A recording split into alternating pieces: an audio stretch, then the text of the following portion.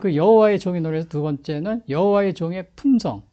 그러면 과연 이 메시아가 오신다고 그랬는데 이 메시아의 그 품성은 뭐냐?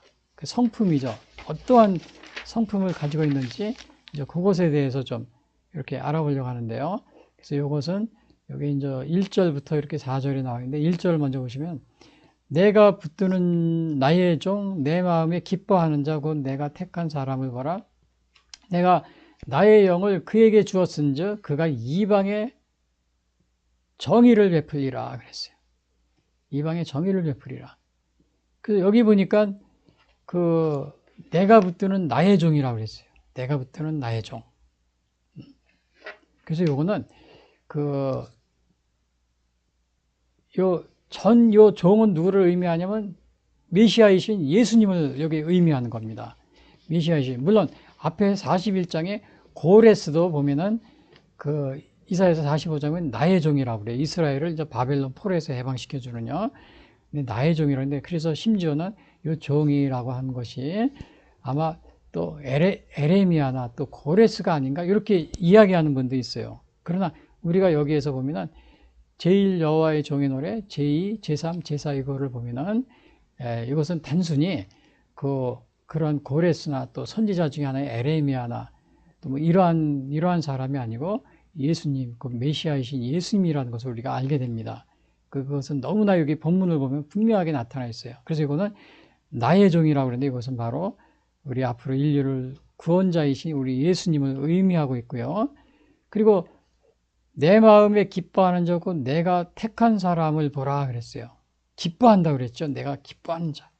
근데 사실은 하나님이 기뻐한다는 요 말 속에는 요거는 이렇게 보면은 여기 보면은 나의 종이라고 그랬죠. 내가 붙드는 이것은 서번트라는 말을 썼죠.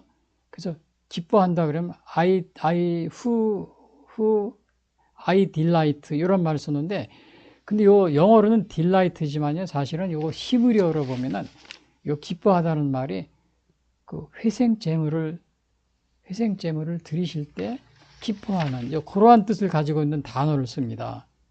희생제물을 드렸는데 그것을 보시고 기뻐하는. 그래서 히브리어 원어는 그 라차라고 이렇게 되어 있어요. 라차. 물론 우리 영어에는 거기 안 나타나서 영어에도 보면 whom I choose one in whom I delight. delight라는 말인데 우리 한국말하고 delight하고 구별하기 어려워요. 그러나 히브리어를 보면 이거는 부분이 되어 있어요. 라차. 희생제물이 되었을 때 기뻐한다. 이제 이런 제물이 되었을 때. 그래서 결국 예수님이 이거는 앞으로 오셔서 우리에게 희생제물이 되신다. 이제 그런 것을 여기에 암시하고 있습니다. 그렇기 때문에 여기 종이라는 것이 단순히 뭐 고레스 왕이나 또는 또 우리가 뭐라 합니까? 에레미야 선지자나 뭐 이러한 분들이 아니라는 것을 여기서 우리가 볼 수가 있게 됩니다. 왜? 회생제물이 돼서 우리의 죄를 사해 주는 예수님밖에 없거든요. 그래서 우리가 이제 이렇게 되고요. 또 여기 보면 내가 나의 영을 그에게 부어 주었은즉. 자, 근데 여기서 보면 영을 부어 준다 그래서 이게 영이라는 말을 여기 보니까 I will put my spirit. 이거는 결국은 뭐냐면 성령입니다. 성령. 야, 그러니까는 예수님도 하나님이라고 삼일체라고 하는데 왜 그냥 예수님이 다 하시면 되죠. 왜 또 영을 부어 주시나? 뭐 이런 우리가 그렇게 말을 할 수가 있는데 사실은 그 예수님의 세례 받을 때도 성령이 임하셨다고 그랬어요. 누가복음 3장 21절에 보면 백성이 다 세례를 받을 때 예수도 세례 요한한테 세례 받을 때 일어난 일이에요. 기도하실 때 하늘이 열리며 성령이 비둘기 같은 형체로 그 위에 강림하시리니. 그래서 여기서도 보니까 성령이 강림한다. 성령. 그러니까 그 예수님의 사역은요. 우리가 예수님이 하나님은 창조를 하셨다고 그러잖아요. 창조. 근데 창조도 보면은 하나님하고 성부, 성자, 성령이 함께 같이 하는 것으로 우리가 이렇게 성경에 나와 있어요. 또 그러면 예수님이 구원 사역은 뭐 예수님만 이 땅 오셔가지고 우리를 구원하신 거냐? 예수님만 하신 거냐? 그게 아닙니다. 삼위일체가 같이 구원 사역에 동참한 겁니다. 하나님은 태초부터 에베소서 보면 그게 잘 나와 있어. 하나님 태초부터 예정하셨고 또 예수님은 오셔서 희생제물이 되셔서 그것을 또 이렇게 우리에게 희생제물이셨고 또 성령님이 그것을 보증하고 인쳐주시고 또 여기서도 주의 영이 임했다고 그랬죠. 주의 영. 그래서 같이 함께 하시는 삼위일체가 동시에 이렇게 참여하는 겁니다.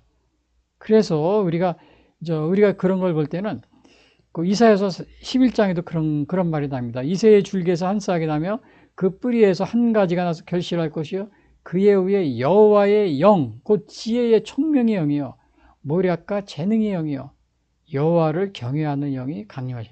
여기서도 영이 함께 해주시다 그러잖아요. 그래서 이 구원 사역은요, 예수님이 뭐 십자가에 달려 죽으셔가지고 우리를 구원해 이런 것이 아니고, 물론 그게 가장 주된 일이죠. 그래서 거기에 성령님이 함께 동참했다는 사실을 우리가 여기서 보게 됩니다. 그것은 예수님이 또 고향에 가시잖아요. 나사렛 회당에 가서 처음으로 이렇게 마귀에게 40일 금식하시면서 시험 받은 다음에 고향인 나사렛에 갑니다. 근데 거기에 가셔서도 이렇게 성경책을 이제 펴시고서 거기 성경을 읽으려고 이렇게 하실 때도 처음에 하신 말씀이 이겁니다. 누가복음 4장 17절에 보면 선지자 이사야의 글을 드리고는 책을 펴서 이렇게 기록된 대로 찾으시니 그 주의 성령이 내게 임하셨으니 이는 가난한 자에게 복음을 전하게 하시려고. 여기서도 주의 성령이 임하셨다 이 말을 하십니다. 그래서 여기서도 보면은 여기 1절에도 보면 내가 나의 영을 그에게 주었은자. 그래서 이 성령이 함께 해주셨다는 사실, 예?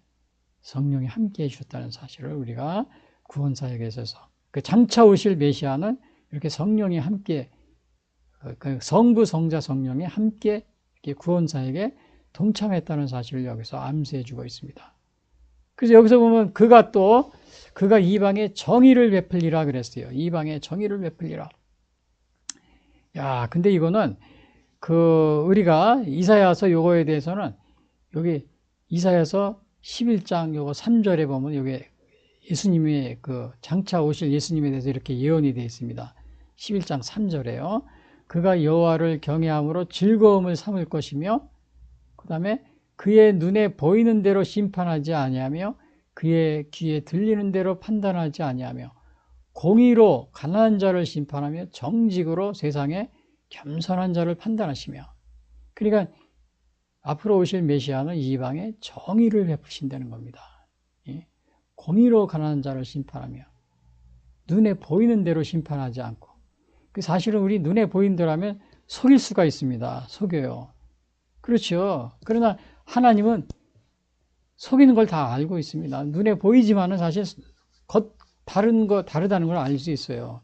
예를 들면은 지금의 우리 정말 엊그제도 12월 3일 비상계엄이라고 1주년이 된다고 그래서 지금 많은 여러 가지 이야기가 오고 가는데 사실은 윤석열 대통령이 비상계엄을 한 가장 주된 목적은 부정선거였습니다.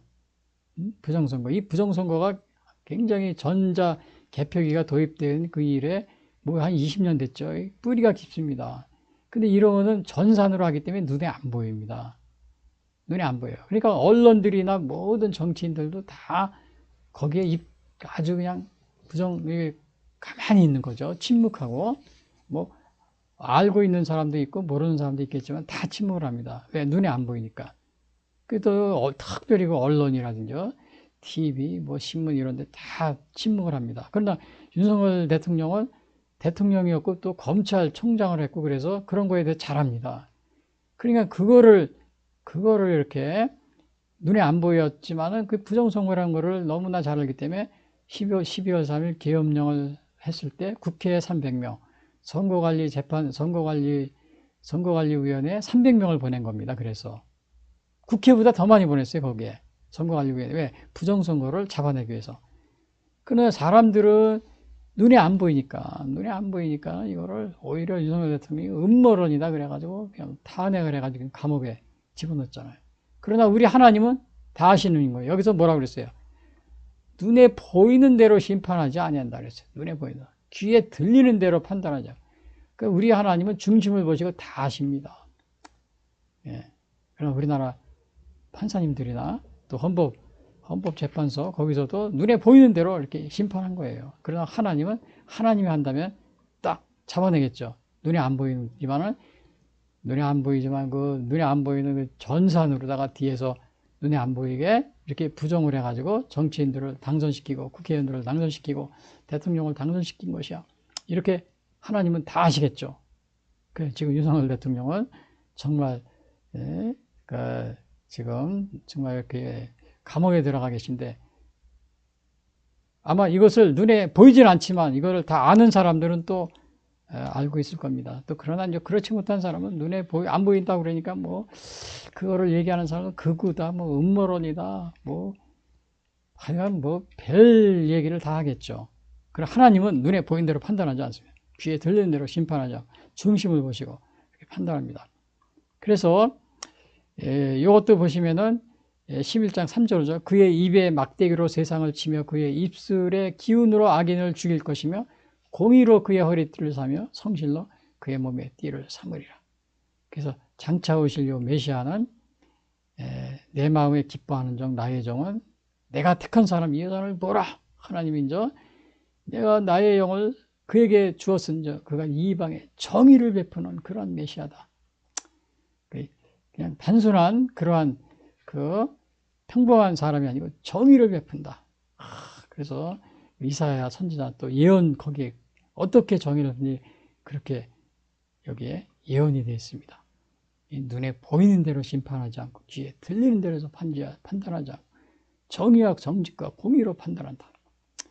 우리 대한민국도 좀 우리 그랬으면 좋겠습니다. 우리 판사님들 특별히 그리고 또 언론, TV 정말 여러분 제가 그 뉴스를 들을 때마다 너무 안타까운데 자 그래서 오늘 여호와의 종의 메시아 여호와의 종이 메시아죠.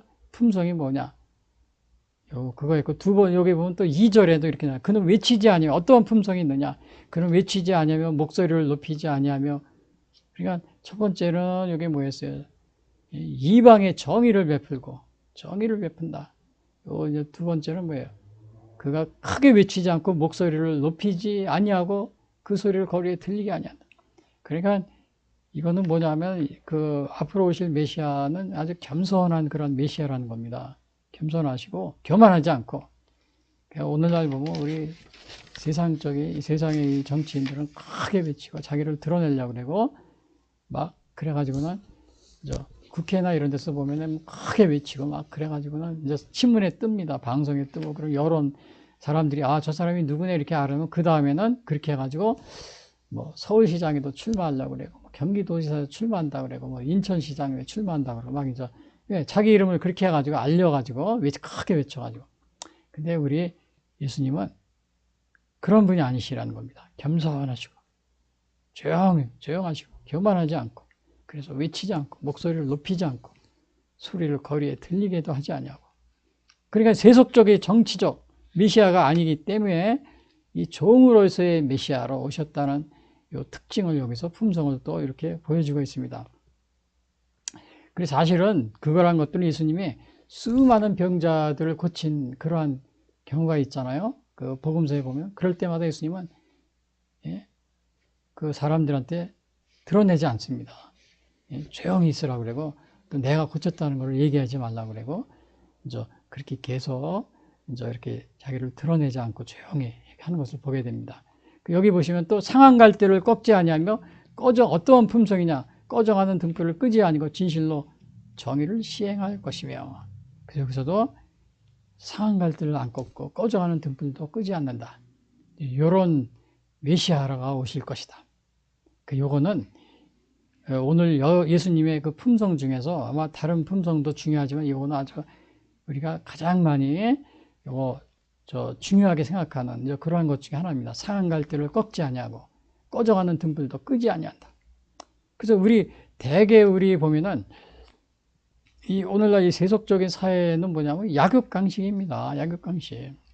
약한 자들은 그냥 이렇게 먹히는 거예요. 강한 자들한테.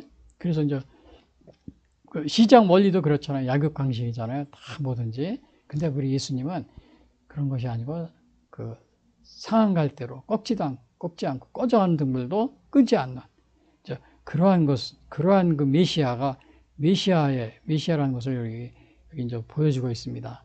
근데 요거는 어디서 우리가 볼 수 있냐면요. 이거는 연약한 자들을 그러니까 예수님은 가혹하게 다루지 않습니다. 그 마태복음 요거 우리가 이제 요 말씀은 마태복음 12장 17절에도 그대로 요거를 인용을 하고 있습니다. 그래서 예수님이 이거를 직접 말씀하셔요. 이사야 선지자의 이야기를 한 거를 가져요. 그래서 그러기 때문에 마태복음 12장 17절 거기서 21절까지 요거를 그대로 인용을 하고 있는데, 그러기 때문에 요거 여호와의 종의 노래가 이것이 고레스를 가리키는 게 바사의 고레스를 바벨론에서 해방시켜 주신 고레스를 가리킨다. 에레미야 선지자를 가르쳐 주는 것이 아니고 예수님을 가리키고 있다는 메시아이신 예수님을 가리키고 있다는 사실을 예수님이 직접 요거를 마태복음 12장에서 요거를 인용을 하고 계시기 때문에 알 수가 있습니다.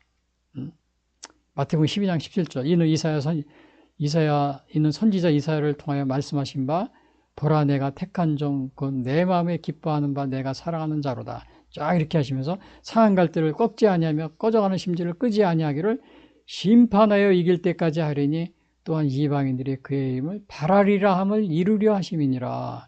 요 예수님이 직접 이루려 하심이니라 이렇게 직접 마태복음 12장에서 이렇게 인용하고 있습니다. 그래서 요 제일 여호와의 종의 노래가 바로 다른 메시지 종이 예수님을 가리키고 있다는 것을 여기서 분명하게 우리가 알 수가 있습니다. 그리고 이렇게 정말 상한 갈대와 꺼져가는 등불 이런 게 어디 우리가 뭐가 있어요? 죄인들을 사랑하는 이러한 우리 그런 예수님이시잖아요. 그래서요. 그래서 이제 예를 들면은 이제 누가복음 10장에 보면은 거기 맹인 바디메오가 나옵니다. 바디메오가 나오는데 이 바디메오가 와서 막 예수님한테 나사렛 예수님 저를 고쳐달라고 막 크게 소리를 지릅니다. 그러니까는 이제 제자들이 시끄럽다고 막 쫓아버려요. 그러나 예수님은 다시 불러가지고 맹인 바디메오의 눈을 고쳐주십니다. 가라, 내 믿음이 너를 구원하였다. 그러면서요. 만약에 세상적인 사람이면 어떻게 막 시끄럽게 떠들고 그러면 세상의 정치인들이 야 꺼져 저리 가 막 그래가지고 막 경호원들이 막 앞을 가로막고 쫓아버리고 그러겠죠. 그러나 예수님은 부르셔가지고 눈을 뜨게 해주시고, 또 누가복음 7장 31절에도 쥐를 먹고 또 말 못하는 이러한 또 이제 장애인이 있었는데 대가벌리에서 이제 그런 일이 있었습니다. 그때 예수님이 또 그거를 귀찮다고 그러지 않으시고 다 치료해 주십니다. 그래서 이렇게 예수님은 정말 상한 갈대를 꺾지 아니하고 꺼져가는 등불을 끄지 아니하는, 그래서 연약한 생명들을 내버려 두지 않고 그 다음에 의심과 두려움에 눌린 사람들을 불쌍히 여기고 잃어버린 자를 찾으면 기뻐하시고, 그런 잃은 양 비유가 있잖아요. 양 99마리가 있는데 한 마리 잃은 양을 찾으면 그걸 찾으러 간다 그러죠. 그래서 찾으면 얼마나 기뻐하겠느냐. 그래서 우리 예수님은 바로 이렇게 상한 갈대를 꺾지 아니하고 꺼져가는 등불을 끄지 아니하는 그러한 분이라는 게, 오늘 아마 예수님의 품성 중에서 이게 아마 가장 기억해야 될 그런 품성인 줄 압니다. 그래서 이거는 우리도 보면은 정말 다 죽어가는 몸으로 우리가 정말 이 세상에서 희망도 없고 낙도 없고 이렇게 살아가는 경우가 많이 있어요. 그럴 때 정말 예수님을 만나서 새 희망을 가지고 새 소망을 가지고 이렇게 살아가는 사람들이 우리 주위에서 많이 보게 됩니다.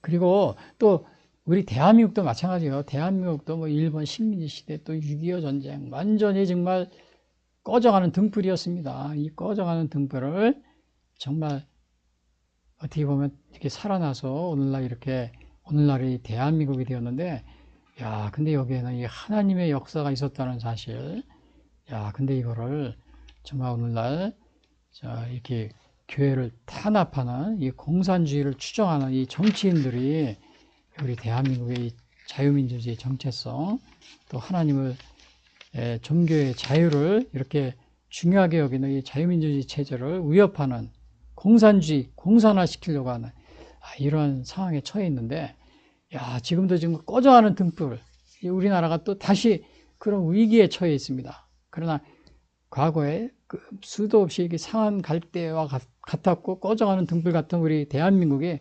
살아났는데, 야, 이번에도 좀 우리 굉장히 지금 위기에 처해 있습니다. 우리나라가.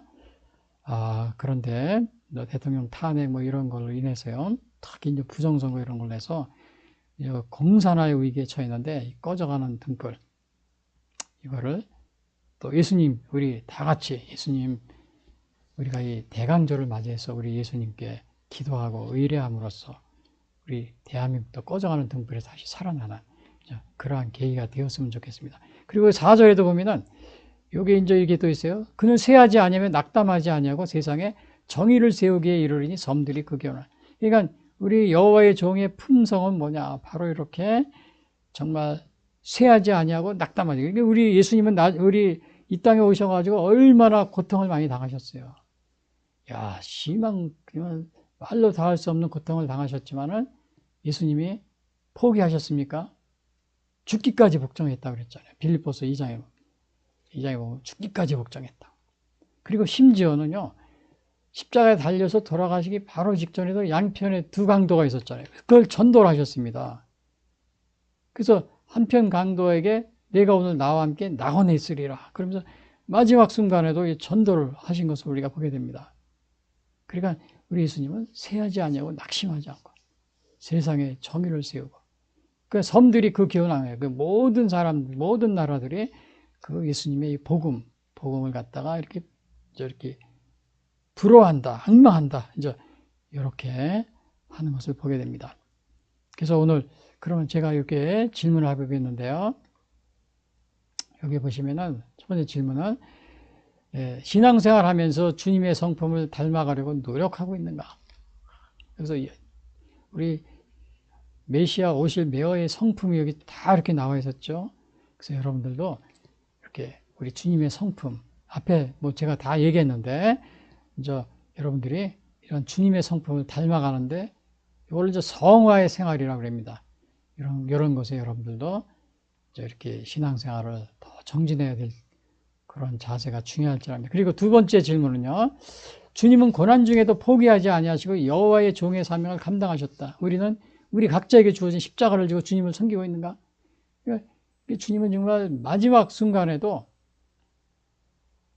전도까지 하시고, 그리고 십자가를 죽기까지, 중간에 만약에 힘드셔가지고 야, 이렇게 뭐 십자가에 달려야 되고, 또 빌라도 앞에서 신문도 받고, 헤롯 왕 뭐 이렇게 막 다 이렇게 제사장들 앞에서도 막 신문도 받고 막 그랬잖아요. 그래 너무 힘들잖아요. 채찍도 맞으시고. 그래서 중간에 십자가 달리기 전에 아유 내가 너무 힘들어. 내가 요즘에 뭐 많은 사람들이 그 고문을 당하거나 그러면 포기를 하잖아요. 그렇죠? 포기하고. 그런데 그런 우리 주님은 그렇지 않고 마지막 죽기까지 이렇게 그 희생 제물로서 이렇게 하나님의 뜻에 복종하셨다는 것을 보게 됩니다. 그래서 여러분들도 우리는 각자 우리에게 주어진 십자가의 사명을 이렇게 지고 주님을 따르고 있습니까? 그래서 예수님도 말씀하셨어요. 마태복음 16장 24절. 예수께서 제자들에게 이르시되 누구든지 나를 따라오려거든 자기를 부인하고 자기 십자가를 지고 나를 따를 것이니라. 자, 그래서 오늘 우리가 제1의 여호와의 종의 노래에서 우리가 첫 번째 뭘 봤어요? 여호와 하나님의 정체성을 봤죠. 하나님은 하나님인데 우리 여호와 하나님이다. 이건 아브라함과 이삭과 야곱의 하나님이다. 이거요. 그다음에 여호와의 종의 품성 이것도 봤는데, 그럼 마지막으로 우리가 오늘 뭘 보냐면요. 이거 여호와의 종의 사역. 그 사역은 뭐냐?